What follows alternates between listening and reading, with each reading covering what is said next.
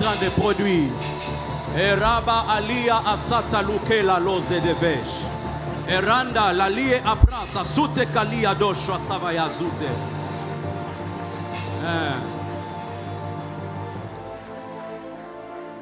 Saint-Esprit, mets ta main sur ta poitrine et dis à Dieu, communique-moi une portion de ta parole. Communique-moi une portion de ton éternité. Prie pendant 42 secondes. Il n'y a que deux choses qui sont éternelles, Dieu et sa parole. Dans l'éternité existaient deux choses. Dieu et une autre entité qu'on appelait la parole. À chaque fois que Dieu te communique sa parole, il prend une sémence de son éternité et il l'inculque dans ton être. Dis à Dieu, place la sémence de l'éternité dans mon cœur. Eloua asifala Eloua. Élève ta voix, prie très bien, prie très bien, prie très bien. Saint-Esprit, permets-moi de prêcher. Lévitique, le chapitre 16, les versets 8 au verset 10. Je lis Genèse, le chapitre 37, les versets 29 au verset 33. La Bible dit, Ruben revint à la citerne, et voici, Joseph n'était plus dans la citerne. Il déchira ses vêtements. Retournant vers ses frères, et dit, l'enfant n'y est plus. Et moi, où irai-je? Ils prirent alors la tunique de Joseph, et ayant tué un bouc, ils plongèrent la tunique dans les sangs. Ils envoyèrent à leur père la tunique de plusieurs couleurs, en lui faisant dire, voici ce que nous avons trouvé. Reconnais si c'est la tunique de ton fils ou non. Jacob l'a reconnu et dit, c'est la tunique de mon fils. Une bête féroce l'a dévoré. Joseph a été mis en pièces. Je vous suggère que quand vous serez à la maison, prière de méditer sûrement sur tous les chapitres parce que l'histoire elle est un peu longue. Je vous suggère que vous puissiez lire les chapitres tout entiers quand vous allez rentrer à la maison. Lévitique, le chapitre 16, le verset 8 au verset 10. La Bible dit, Aaron jettera les sorts sur les deux boucs. Un sort pour l'Éternel et un sort pour Azazel. Aaron fera approcher les boucs sur lesquels est tombé les sorts pour l'Éternel et il l'offrira en sacrifice d'expiation. Et les boucs sur lesquels est tombé les sorts pour Azazel sera placé vivant devant l'Éternel, afin qu'il serve à faire l'expiation et qu'il soit lâché dans les déserts pour Azazel. Vous allez remarquer que dans ces deux lectures, il y a deux concepts qui reviennent. Il y a les concepts bouc. Vous allez remarquer que quand on a lu dans le récit de Joseph, de la trahison, de la traîtrise de ses frères, vous vous rendez compte que ses frères prennent Joseph, pas seulement qu'ils veulent le vendre, mais ils procèdent à la vente de Joseph avec des procédés un peu plus complexes et étranges. Au lieu tout simplement de vendre Joseph, ils lui arrachent sa tunique. Et quand on arrache à Joseph sa tunique, on prend cette dernière, on tue un bouc et on prend la tunique de Joseph, on la trempe dans les sangs et bizarrement, on va la présenter devant son père. Ces récits, vous les connaissez, c'est les récits de l'histoire de la vente de Joseph. Est-ce que je peux parler ce soir? Vous savez, quand Dieu vous appelle à être prééminent ou à être l'agent de la prééminence, Dieu favorise des circonstances que vous ne savez même pas vous-même contrôler et maîtriser. Les personnes qui sont configurées à la prééminence, ce sont des personnes qui ont des destinées distinctes et uniques. Et j'aimerais vous dire une chose, quand Dieu vous appelle à être prééminent, il y a des traits caractéristiques, il y a des choses que vous allez remarquer qui vont arriver dans votre vie. Et dont notamment vous allez remarquer des choses comme la trahison. Dis avec moi la trahison. Je n'ai pas entendu que ça arrive jusqu'au ciel, la trahison. Joseph est trahi et il est vendu. Et on amène la tunique à son père, on dit constate ce qui vient d'arriver. Vous savez ce que le monde fait? Quand le monde veut vous détruire, quand vos adversaires veulent vous détruire, la chose que vos adversaires seront toujours à la poursuite, ce sont les preuves. Ils vont fabriquer des preuves et ils vont les présenter pour dire, constatez ce qu'ils ont fait. Dieu était en train de me dire ici, moi Dieu j'ai pris la résolution, je vais détruire les preuves qui ne sont pas véridiques. je prie que les mauvaises preuves contre vous puissent tomber ce soir dans le nom puissant de Jésus. Et ce qui est bizarre, c'est que les frères de Joseph étaient des prophètes. Dis avec moi, les frères de Joseph étaient des prophètes. Est-ce que vous savez, les plus grands prophètes de votre destinée, ce n'est pas celui qui vous donne votre nom? Est-ce que vous savez que les plus grands prophètes de votre vie, ce n'est pas celui qui vous donne votre numéro de téléphone? Les plus grands prophètes de votre destinée, ce sont vos adversaires. Il n'y a pas meilleur prophète que les gens qui ne vous aiment pas. Il n'y a pas meilleur prophète que les gens qui veulent voir votre chute. Les frères de Joseph tuent un bouc et dans ces boucs, ils prennent la tunique, ils mettent dans les sangs. Mais bizarrement, quand je rentre lors de l'instauration de la loi de Moïse, bizarrement, Dieu, quand il veut inspirer les rites du Yom Kippour, qui est la fête de la repentance, Dieu dit ceci à Moïse: tu diras à Aaron de chercher 2 boucs. Et parmi ces 2 boucs, un sera pour moi et un sera pour Azazel. Et ce que vous allez faire, c'est que celui d'Azazel, vous allez prendre tous les péchés qu'Israël va commettre pendant 1 année, vous allez les poser sur les boucs d'Azazel. Et là, vous allez relâcher ces boucs. Et ces boucs, c'est là la représentation de tous les fardeaux d'Israël. Les frères de Joseph, pensant tremper la tunique de Joseph dans les sangs, ils oubliaient qu'ils étaient en train de commettre les rites du bouc d'Azazel. Ce qui signifie, ils mettaient leur destinée entre les mains de Joseph et lui dit: c'est sur toi que le fardeau de cette famille est en train de reposer. Est-ce que je parle à un Joseph? Joseph, permet qu'on t'arrache ta tunique. Permet que ta tunique puisse être mise dans les sangs. Parce que ce qu'on est en train de faire contre toi est les rituels du bouc d'Azazel. Le bouc d'Azazel est un bouc qui représente toute une nation. Ah! L'onction de la prééminence est une onction de représentation. Celui qui a la prééminence, il représente sa famille. Celui qui a la prééminence, il représente sa nation. Je vois à la porte des cieux des personnes qui seront prééminentes. Elles vont représenter leur famille. Dis avec moi: je suis le bouc d'Azazel. Dis ensemble avec moi: je suis le bouc d'Azazel. Les boucs d'Azazel est les plus méprisés parce que personne ne veut les rencontrer dans les déserts. C'est la même chose avec Joseph. Personne ne voulait de Joseph. Ses frères se sont dit: on a envie de se débarrasser. Les personnes qui sont prééminentes, quand Dieu est en train de travailler leur destinée, personne n'a envie d'elles. Est-ce que je peux parler à un frère que personne n'a pas envie en ces moments? Est-ce que je peux parler à une sœur qui a été rejetée durant des années? J'aimerais te dire une chose: tu es comme Joseph. Permets que ta tunique soit arrachée. Permets que ta réputation puisse être vilipendée. Permets que les hommes puissent te lyncher. Permets que les hommes puissent te lâcher. Tout cela est sur la recette de Dieu pour fabriquer et pour concocter ta destinée. Oh, j'ai prié que Dieu se souvienne de toi ce soir. Dis ensemble avec moi: les boucs d'Azazel. Que ça arrive jusqu'au ciel, les boucs d'Azazel.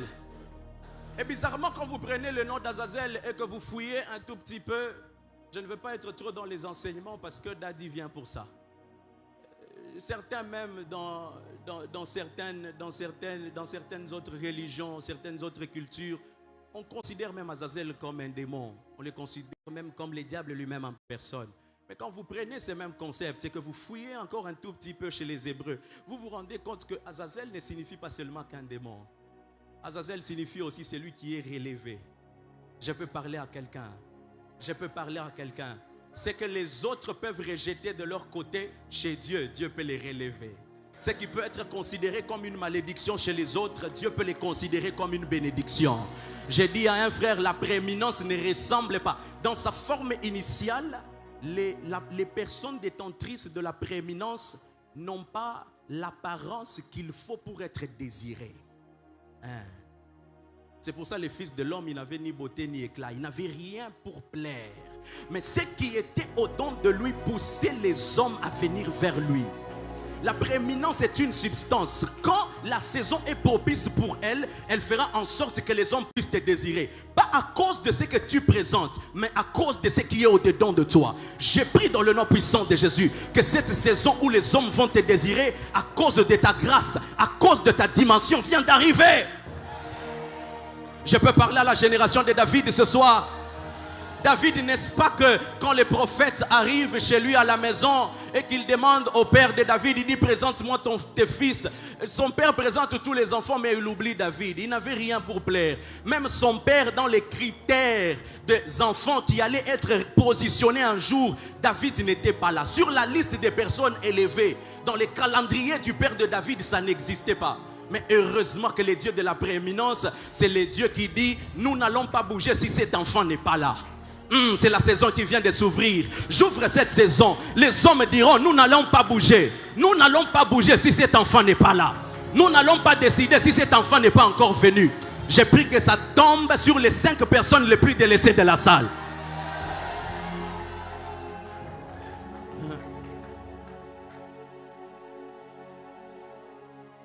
C'est ça les problèmes. Dis à ton voisin, je suis le bouc d'Azazel. Ne regarde pas ma forme. Regarde-toi bien ton voisin. C'est une parole très prophétique. Si ton voisin ne te regarde pas, change les regards, celui de droite, dis-lui, je suis le bouc d'Azazel. Je suis celui sur qui repose les fardeaux de toute une famille. Les gens sur qui les fardeaux d'une famille reposent, ce sont des personnes qui ne font pas du n'importe quoi. Est-ce que je peux parler à un Joseph? Vous savez pourquoi Joseph a fui la femme de Potiphar? Parce qu'il savait que sa destinée n'était pas égale aux autres serviteurs de la maison de Potiphar. Quand tu connais la dimension de la prééminence de ton appel et de ta bénédiction, tu ne fais pas du n'importe quoi. Tu sais que ce qui est au-dedans de toi, c'est ce qui va t'amener au sommet. Joseph, si tu te contentes seulement de la femme de Potiphar, tu resteras domestique dans la maison. Mais si tu regardes plus haut et que tu vois plus loin, là où ton Dieu est censé t'amener, Joseph, tu te priveras des choses parce que ton Dieu est censé t'amener plus haut que ce que tu penses. Tu t'es privé de la nourriture, tu t'es privé d'acheter les mégas, tu es venu aujourd'hui à l'église, c'est à toi que je m'adresse. Tu es comme Joseph. Tu t'es privé des choses pour que Dieu puisse t'amener au sommet. Tu sais, des fois quand tu te sacrifies pour Dieu, les choses ne fonctionnent pas comme il faut. Joseph s'est privé de la femme de Potiphar et on l'a accusé. Vous savez ce que j'aime, c'est que quand on prend Joseph, on l'arrache sa tunique. Dis avec moi la tunique de Joseph. Joseph a un problème de tunique. Et à chaque fois que Joseph est censé changer de dimension, Dieu est censé changer sa tunique. Je vais les répéter pour quelqu'un au fond de la salle afin que tu me comprennes pour qu'on avance ensemble sur cette dimension. À chaque fois que Joseph est changé, monté de dimension, Joseph est changé, Saint-Esprit, Joseph est censé changer de tunique. La tunique, c'est ce qui représente tout ce que tu as de meilleur. Tout ce que Joseph avait de meilleur dans la maison de son père, c'était la tunique multicolore. Mais le jour que Dieu veut le faire changer de dimension, Dieu orchestre les circonstances pour que cette tunique puisse être volée.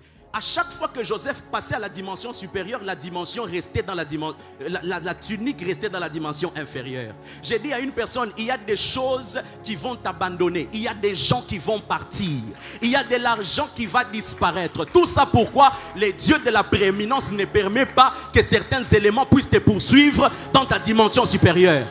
Après, c'est à nous qu'il y a des choses que tu verras partir.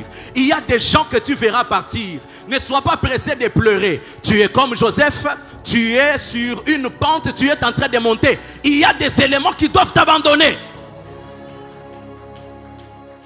Les frères de Joseph l'ont abandonné. On vend Joseph chez les Ismaélites. J'ouvre rapidement une parenthèse. Vous savez ce que j'aime avec les Ismaélites? C'est que les Ismaélites n'ont pas acheté Joseph parce qu'il était un esclave. Demandez-moi comment. Je t'ai pas entendu, demande-moi comment.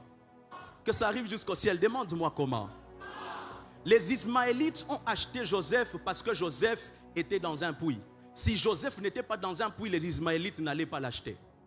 Parce que quand tu vas chez les Ismaélites ont une doctrine et un principe. Leur ancêtre, quand il était dans leur désert, dans les déserts avec sa mère avait invoqué le Seigneur.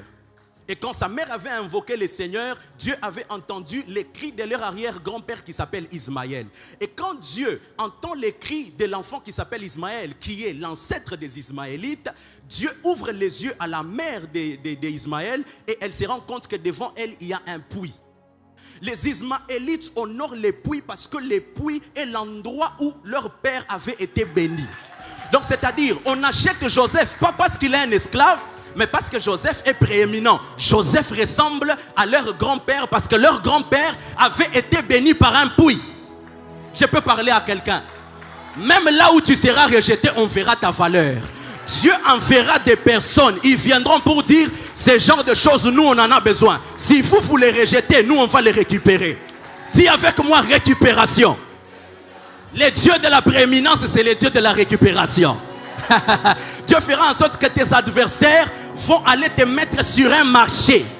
Joseph était sur un marché. Et sur les marchés, Joseph était au premier rang. Parce que les Ismaélites, ce sont des chercheurs de puits. Dis avec moi, je suis sur les marchés. Oh, je ne t'ai pas entendu. Je suis sur les marchés.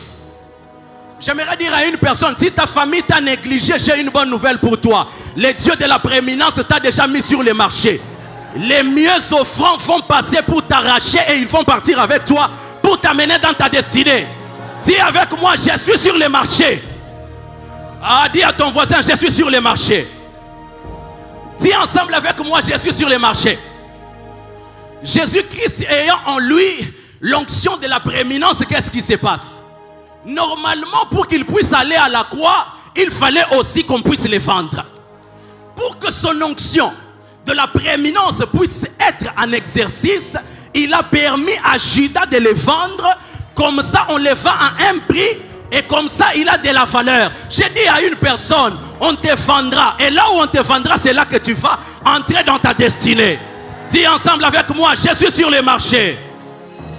Hein? Dis, je suis sur les marchés.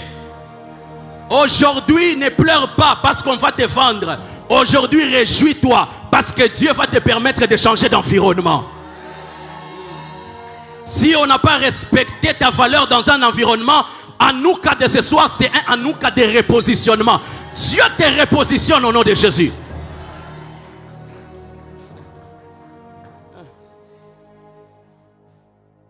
C'est un problème de marché. Et bizarrement, ce qui se passe avec la vie de Joseph, c'est que Joseph, on lui fait une tunique multicolore. Et cette tunique multicolore, qu'est-ce qu'on en fait? On déchire, on dit, ce sont les bêtes qui ont fait quoi? Qui l'ont dévoré. Il va dans la maison de Potiphar. Et quand il arrive dans la maison de Potiphar, la femme de Potiphar l'aime. Et qu'est-ce qui se passe? Les jours qu'il veut quitter la maison de la femme de Potiphar et de Potiphar, Joseph laisse encore sa tunique. Joseph avance encore dans sa destinée. Dieu lui permet d'être en prison. La Bible dit que quand on prend Joseph de la maison de Potiphar, on ne l'amène pas n'importe où, on l'amène dans une prison royale. Quelqu'un qui est prééminente, même dans ses temps de tribulation, dans son temps de sécheresse, Dieu permet qu'il soit toujours au sommet. Tirez attention quand vous rencontrez une personne en prison. Parce que notre Dieu aime les poubelles. Notre Dieu aime les déchets. C'est dans les poubelles que Dieu récupère ses héros. Je parle à une personne. Tirez attention avec les poubelles parce que les poubelles sont les endroits par où Dieu aime passer. C'est dans les poubelles que Dieu retire les indigents du fumier. Il les fait asseoir avec les grands. Tirez attention avec les poubelles. Est-ce que je peux parler à des gens qu'on a rejetés? Je sens ça dans mon esprit. Je prie que Dieu permette qu'on te récupère. J'ai dit, je prie que Dieu permette qu'on te récupère. Et la dimension finale avec la vie de Joseph, c'est que quand Joseph est censé entrer dans l'effectivité de sa destinée, Dieu permet que Joseph soit en prison. Il rencontre deux personnes. Il rencontre deux personnes qui étaient à la cour du roi. Et bizarrement, ces deux personnes, chacun a un songe. Et moi, je me pose la question, Joseph, avant de venir dans la prison, ce que j'aime, c'est que Joseph, avant de venir dans la prison, Joseph était un songeur. Mais quand Joseph se retrouve dans la prison, Joseph n'est plus un songeur, mais Joseph devient un fabricateur de songeurs. Les personnes prééminentes, Dieu ne les équipe pas seulement elles. Elles ont la capacité d'équiper leur entourage. Ah, ça c'est pour quelqu'un. Je parle à un Joseph. Dieu permettra que à nous, quand tu vas passer à la dimension supérieure, tu ne seras pas seulement un prophète, mais Dieu permettra que là où tu seras, toute personne qui sera en contact avec toi va recevoir l'onction prophétique. Oh, j'ai dit à une personne, la maison où tu mettras tes pieds, les gens auront des songes. La maison où tu mettras tes pieds, les gens vont avoir des visions. Les personnes prééminentes, ce sont des personnes qui influencent les atmosphères des quartiers. Ce sont des personnes qui influencent les atmosphères des maisons. Ce sont des personnes qui influencent les atmosphères. J'ai dit les atmosphères du voisinage. J'ai pris que tu sois un influenceur des atmosphères.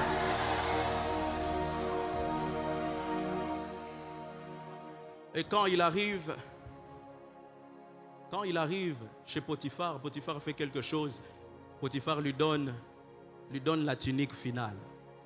J'aimerais dire à une personne que Dieu te fasse grâce ce soir et que cette grâce tombe sur toi.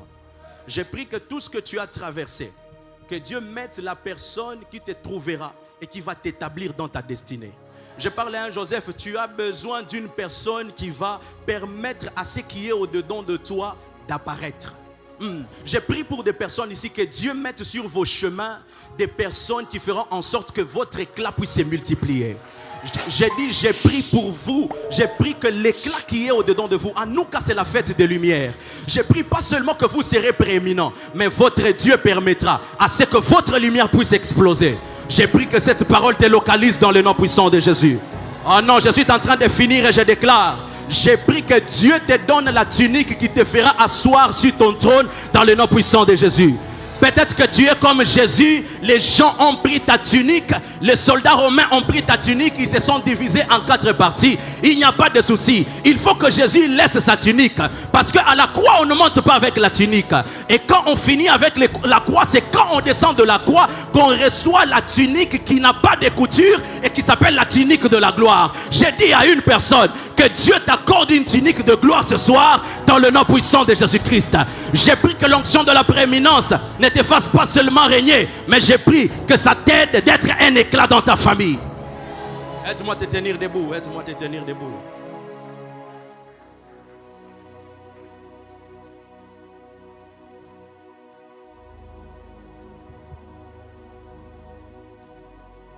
Tu vas faire cette prière. Et après cette prière, on va passer à un service rapidement. Je sens qu'il y a des gens ici, Dieu veut changer des dimensions de leur vie. Oui. Il y a des gens ici, vous êtes comme des Joseph. Ce n'est pas la tunique multicolore que vous allez rester avec. Dieu permettra que vous aurez la tunique du Pharaon lui-même.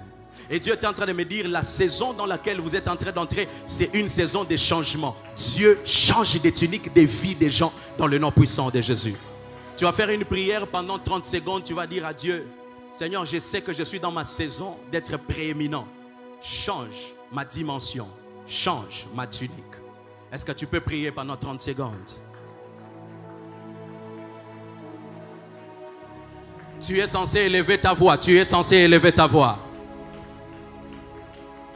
Tu es censé élever ta voix. Dis à Dieu, Seigneur, change ma dimension.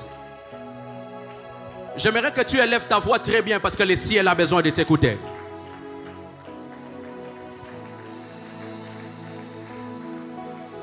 Dis à Dieu, change la dimension de ma vie. Je suis en train de stagner quelque part. Change la tunique que j'ai en ces moments. J'ai entraîné là où je suis. Seigneur, j'ai besoin de faire un pas en avant. Seigneur, change la tunique de ma destinée. Et Shalaba Sutaka. Dans le nom puissant de Jésus-Christ. Dans le nom puissant de Jésus-Christ. Dans le nom puissant de Jésus-Christ. Merci Saint-Esprit. J'aimerais que tu t'avances rapidement, que tu prennes une très bonne offrande. Tu vas dire à Dieu, Seigneur, c'est que je suis en train de faire comme geste en ces moments. Ma tunique est en train de changer.